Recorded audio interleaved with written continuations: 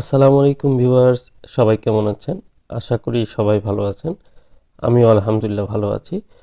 আজকের এই ফোনটি এসেছে Xiaomi ব্র্যান্ডের Redmi K30 ULTRA। এই ফোনটি একদমই বাজারে নতুন প্রবলেম আসছে। এই সমস্যাগুলো ইতিপূর্বে আমরা পাইনি। অনেক সুন্দর একটি স্মার্ট লুকিং একটি ফোন। তো এই ফোনটির কিভাবে কি সমস্যা হলো এবং কি বিস্তারিত আমরা এখন ফোনের যে ওনার মুখ থেকেই শুনবো। ভাইয়া আমি ফোনটা মানে বসুন্ধরাতেই কিনছিলাম ঢাকার। তো আমি হঠাৎ করে ইউটিউব চালাচ্ছিলাম একদিন। তো ওইটা ফোনটা হঠাৎ করে হ্যাং হয়ে যায়। তো আমি পাওয়ার বাটনটা একটু অফ করি। অফ করার পর মানে ফোনটা ডেড হয়ে গেছে। তো হঠাৎ মানে একদিন পর পর একটু একটু মানে শুধু এমআই লেখাটা আসতো।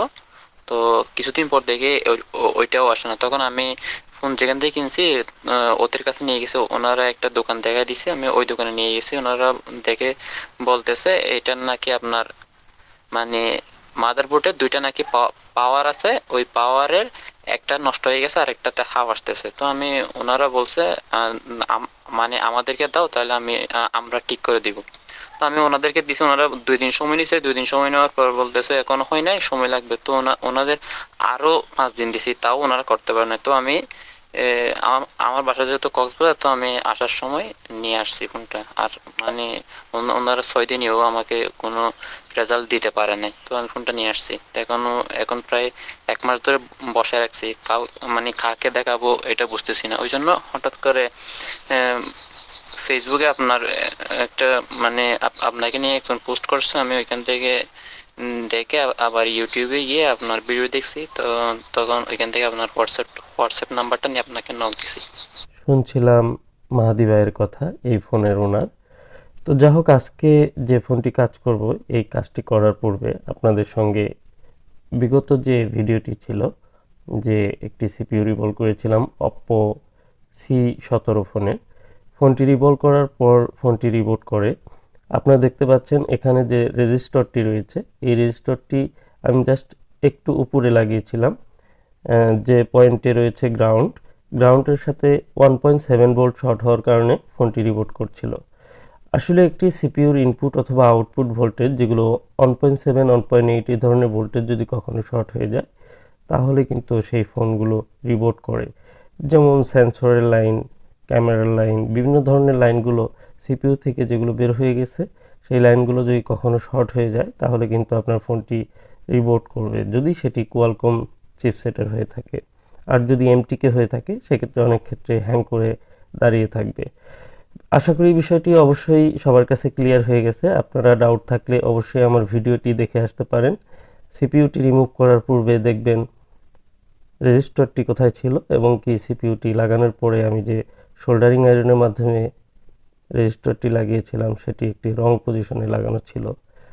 যেহেতু স্পেসটি ফাঁকা ছিল, যে কারণে আমি বুঝতে পারিনি যে রেজিস্টরটি আসলে কোথায় ছিল। তো সামান্য ভুল, এটি যখনই রিপোর্ট করছে আমি বিষয়টি সহজেই ধরতে পেরেছি যে এটি যে কোনো একটি রেজিস্টর বা কোনো লাইন শর্ট হয়ে যাওয়ার কারণেই রিপোর্ট করছে। আর প্রশ্নটি অনেক কঠিন ছিল, কারণ ওটি খুবই ক্ষুদ্র একটি পার্টস।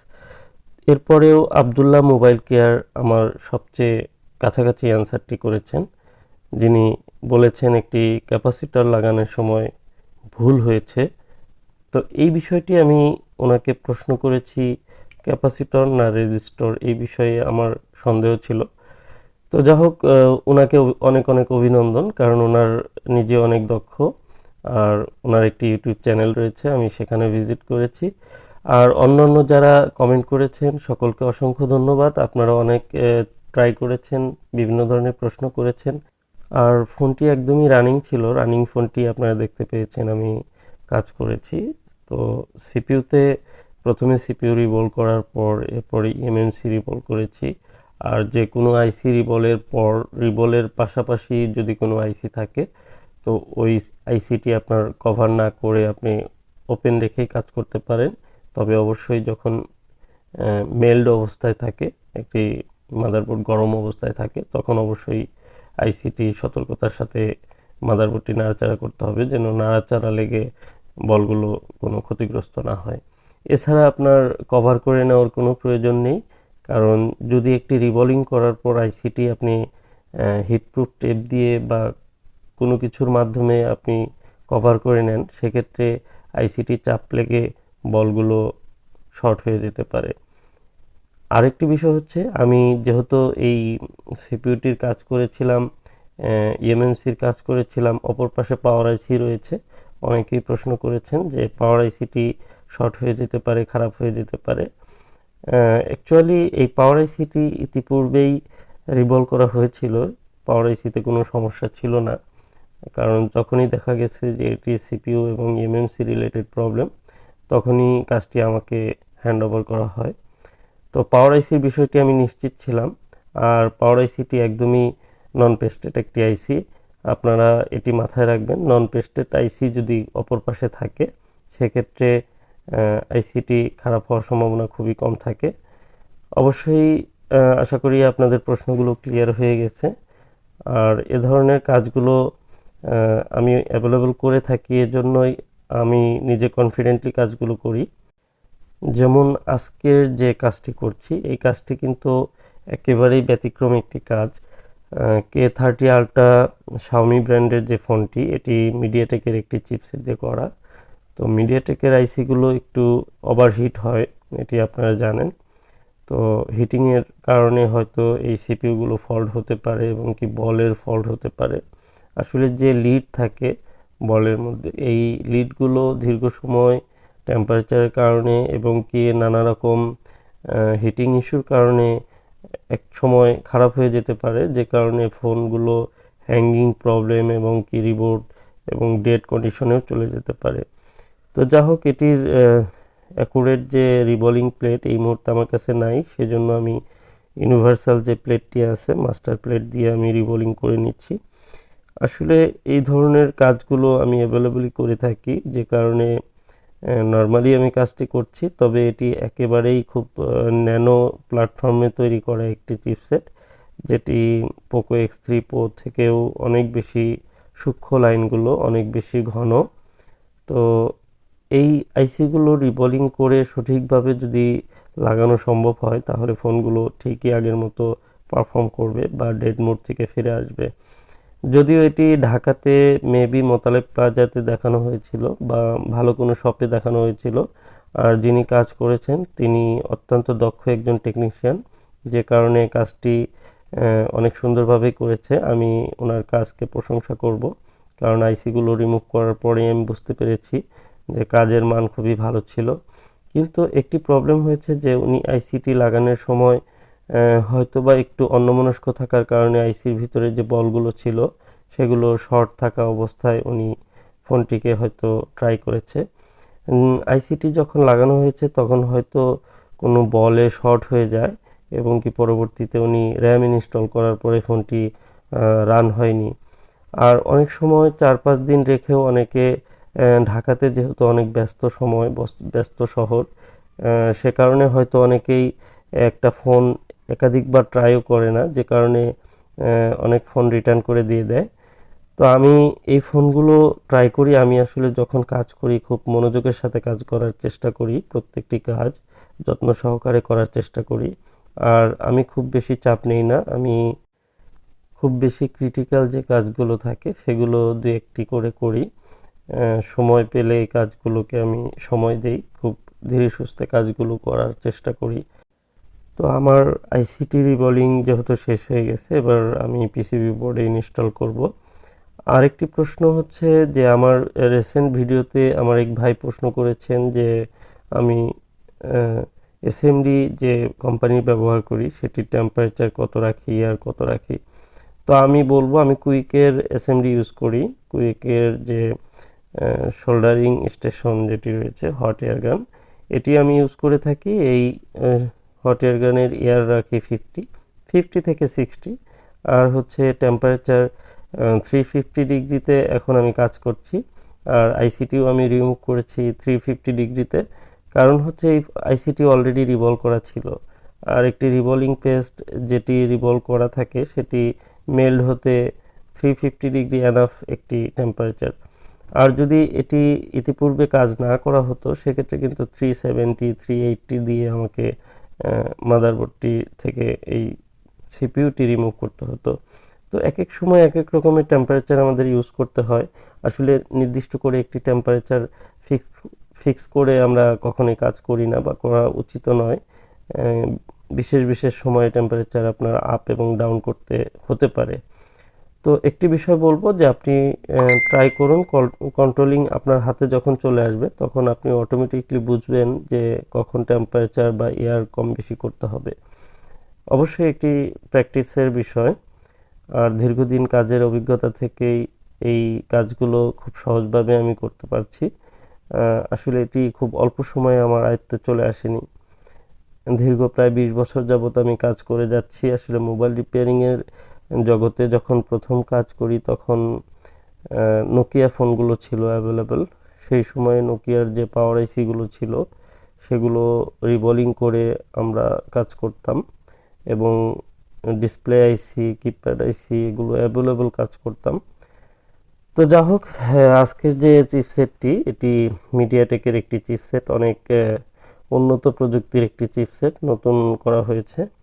আশা করি ফোনটি ঠিক হয়ে যাবে ইনশাআল্লাহ। আমি চেষ্টা করে যাচ্ছি আমার মতো করে নিখুঁতভাবে কাজটি করার জন্য। আসলে এই ফোনটি যেহেতু ইতিপূর্বে আরেকজন ট্রাই করেছে সেজন্য আমার সময়টিও কম লাগছে, যেহেতু ব্ল্যাক পেস্টের আঠাটি উনি আগে থেকে রিমুভ করে রেখেছিল আর আমি জাস্ট রিবোলিং করে সঠিকভাবে আইসিগুলো বসাবো। এবং কি এটি খুবই নিখুঁত একটি কাজ, আর এটির যে স্টেনশিল এবং এটির যে রিবোলিং প্রসেসটি সেটি একটু অন্যান্য আইসি থেকে একটু ব্যতিক্রম। তো প্রত্যেকটি কাজের ক্ষেত্রে আমাদেরকে অনেক সময় অনেক কিছু পরিবর্তন করতে হয় এবং আমাদের সিদ্ধান্ত চেঞ্জ করতে হয়। সব সময় একটি গতিতে আমরা কাজ করতে পারি না, আর এজন্যই কিন্তু এসএমডি থেকে শুরু করে সোল্ডারিং আয়রন থেকে শুরু করে সব কিছুকে কন্ট্রোলিংটা পরিবর্তন করার সুযোগ রয়েছে। আপনি ইচ্ছে করলে সেটি অ্যাপ্লাই করতে পারেন। তো আমাদের বিভিন্ন টেকনিশিয়ান ভাই আমার সাথে যুক্ত আছেন, জেনে আমার অনেক ভালো লাগলো। আর আমি মাঝে মাঝে কিছু কিছু কাজগুলো আপনাদের সাথে শেয়ার করব এবং কি আপনার সঙ্গে থাকলে এই বিষয়গুলো বিভিন্নভাবে আপনাদের বোঝানোর চেষ্টা করব। আসলে একটি কাজ আমরা কিভাবে খুব সহজভাবে করতে পারি সে বিষয়ে বিভিন্ন ভিডিও তৈরি করে আপনাদের সামনে উপস্থাপন করার চেষ্টা করব। তো আমার র্যামটি রিবোলিং হয়ে গেছে। র্যামটি এবার আমি ক্লিন করে এরপর ফ্লাক্স প্লেট দিয়ে একটু সোল্ডারিং করে নেব। এরপর আমরা র্যামটি সিপিইউর উপর ইনস্টল করে আমরা সরাসরি পাওয়ারে চলে যাব, পাওয়ারটি কমপ্লিট হয় কিনা। আসলে এই ফোনটি দীর্ঘ 1 মাস বসেছিল এবং কি যে ভাইয়ার ফোনটি উনি এক পর্যায়ে হতাশ হয়েই উনি ফোনটি রেখে দিয়েছিল। তো এত হতাশার মধ্যেও একটু আলো খুঁজে পেয়েছে যখন একজন ওনাকে ফেসবুকে রিকমেন্ড করে যে আমার কথা, পরে উনি আমাকে হোয়াটসঅ্যাপে নক দেন এবং কি হোয়াটসঅ্যাপে ওনার যে ফোনের প্রবলেমগুলো সেগুলো আমি জানতে চেয়েছিলাম যে আপনি একটু ভয়েস দিয়ে রাখবেন। তো ওনার ভয়েসটি আমি আপনাদের সাথে শেয়ার করেছি, আর বাকি কাজগুলো যেভাবে করলাম সেটি তো আপনারা দেখতেই পারলেন। আসলে একটি ফোনের কাজ আমরা যখন করি তখন ফোনটিকে আগে ভালোভাবে জানতে হয়, ফোনটির কন্ডিশন জানতে হয়। তো এই ফোনটি যিনি পাঠিয়েছিলেন আসলে ওনার কোনো ফোন নাম্বার এই প্যাকেটের ভিতরে ছিল না, যে জন্য আমি একটু সমস্যায় পড়ে যাই, ওনার সাথে আমি কন্ট্যাক্ট করতে পারি না। কারণ একটি ফোন আমি প্যাকেটটি আনবক্সিং করার পূর্বে আমি ফোনটি সম্পর্কে ধারণা রাখি এবং কি এরপর কাজটা শুরু করি। আসলে কাজ করার পূর্বে সেই ফোন সম্পর্কে কিছু ধারণা না নিয়ে কাজ করা উচিত নয়। তো পরবর্তীতে ফোনটি আনবক্সিং করার পর ওনার সাথে আমার হোয়াটসঅ্যাপে যেহেতু অনেক লম্বা লিস্ট ছিল, ওনাকে আমি খুঁজে বের করি এবং কি তারপরে ওনাকে নক দেই। তো এরপর উনি বিস্তারিত আমাকে জানান এবং কি আমি কাজ স্টেপ বাই স্টেপ কমপ্লিট করছি। এবার আমি র্যামটি ফাইনালি ইনস্টল করছি। দেখুন র্যামটি সঠিক পজিশনে বসিয়ে নিলাম। আর এটি হচ্ছে এসকে হাইনিক্সের একটি আইসি। আর এসকে হাইনিক্সের যে র্যামগুলো এগুলো বিশেষ করে পোকো X3 প্রোতে আমি পেয়েছি স্যামসাং এবং মাইক্রনের যে র্যামগুলো সেগুলো পেয়েছি। আর এটি হচ্ছে মিডিয়াটেক চিপসেটের সঙ্গে এই এসকে হাইনিক্স র্যামটি ব্যবহার করা হয়েছে। আর কোয়ালকমের ক্ষেত্রে স্যামসাং এবং কি মাইক্রনের র্যামগুলো ব্যবহার করা হয়েছে আমি ইতিপূর্বে যেগুলো দেখেছি। তো প্রতিনিয়ত সিপিইউ এবং ইএমএমসি অথবা এই ধরনের ক্রিটিক্যাল কাজগুলো নিয়ে ব্যস্ত থাকি, ডাবল ডেকার যে আইসিগুলোর কাজগুলো, এই কাজগুলো নিয়ে প্রতিনিয়ত হয়তো ব্যস্ত থাকি, যে কারণে আপনাদের সাথে যে ভিডিওগুলো শেয়ার করছি এগুলোর ম্যাক্সিমাম সিপিইউ রিলেটেড হয়ে যাচ্ছে বা একই কাজ হয়ে যাচ্ছে। আসলে কিছু করার নেই, যে আমি চেষ্টা করছি আপনাদেরকে ব্যতিক্রম কিছু কাজ প্রদর্শন করার, কিন্তু আমি আসলে যা করি আমি তাই তো প্র্যাকটিক্যালি আপনাদের সাথে শেয়ার করে থাকি। অবশ্যই ভালো লাগলে বিষয়গুলো লাইক করবেন, আর যারা অ্যাডভান্স লেভেলের এই কাজগুলো দেখতে পছন্দ করেন তারা অবশ্যই আমার চ্যানেলটি সাবস্ক্রাইব করে রাখবেন এবং কি পাশে থাকা বেল আইকনটি অন করে রাখবেন, যেন আমি ভিডিও পাবলিশ করা মাত্রই আপনার কাছে নোটিফিকেশনটি চলে যায়। তো টেকনিশিয়ান ভাইদের উদ্দেশ্যে বলবো, আপনারা অবশ্যই ভিডিওগুলোতে সময় দিবেন, কিছু না কিছু অবশ্যই শিখতে পারবেন। কারণ আমার ভিডিওগুলো আপনাদের কেমন লাগে সেই বিষয়গুলো অবশ্যই আপনারা জানাবেন। আমি চেষ্টা করছি আপনাদের মতো করে বা আপনাদের চাহিদা অনুযায়ী আমি ভিডিওগুলো আপলোড করার এবং কি কন্টেন্টগুলো তৈরি করার। তো ফাইনালি আমার র্যাম যেহেতু লাগানো হয়ে গিয়েছে, আমি ডিসপ্লে প্যানেলের সঙ্গে সরাসরি আমি লাগিয়ে নিচ্ছি। আর ফোনটিতে অনেক সুন্দর যে লুকিংটি ক্যামেরার মধ্যে আমি পেয়েছি, আর এটি হচ্ছে 64 মেগাপিক্সেলের মেবি একটি ক্যামেরা। এটি অত্যন্ত হাই রেজলিউশনের যে ছবিগুলো সেটি তোলা যায় এই ক্যামেরা দিয়ে। তো আমি ফোনটি পাওয়ার দিচ্ছি এবং কি আলহামদুলিল্লাহ দেখুন আমার ফোনটি কিন্তু রান হয়ে গেছে। তো ফোনটি দীর্ঘ 1 মাস বন্ধ ছিল, এরপরেও ফোনটিতে চার্জ রয়েছে 3.7 ভোল্টের মতো আছে। তো আমি ফোনটি সরাসরি রান করছি, চার্জারটি আমি ইনপুট করে দিয়ে রানটি করলাম। তো আসলে যে ভাইয়ের ফোনটি, ওনাকে আমার এখন ইনফর্ম করতে হবে। এই কাজটি সম্পর্কে ইতিপূর্বে আমি নেটে সার্চ করেছি, গুগল, এবং কোথাও আমি এই ফোনের কাজটি সিপিইউ রিবোলিংয়ের কাজটি আমি পাইনি। আসলে সিপিইউ সম্পর্কে ধারণা না থাকলে অনেক কাজ করা কঠিন হয়ে যায়, কিন্তু আমি কোনো ধরনের ধারণা কোনো নেট থেকে আমি সংগ্রহ করতে পারিনি। অবশেষে আমি আমার মতো করে কাজটি কমপ্লিট করলাম। সেজন্যই আমার থাম্বনেল হবে বাংলাদেশে এই প্রথম K30 আলট্রা সিপিইউ রিবোলিং। ধন্যবাদ। আপনাদের যদি ভালো লাগে ভিডিওটি অবশ্যই লাইক করবেন, আর সুন্দর একটি মতামত অবশ্যই আশা করছি আপনারা কমেন্টে জানিয়ে দিবেন। তো ভালো থাকবেন, আজকের মতো এই পর্যন্তই। আসসালামু আলাইকুম ওয়া রাহমাতুল্লাহি ওয়া বারাকাতুহু।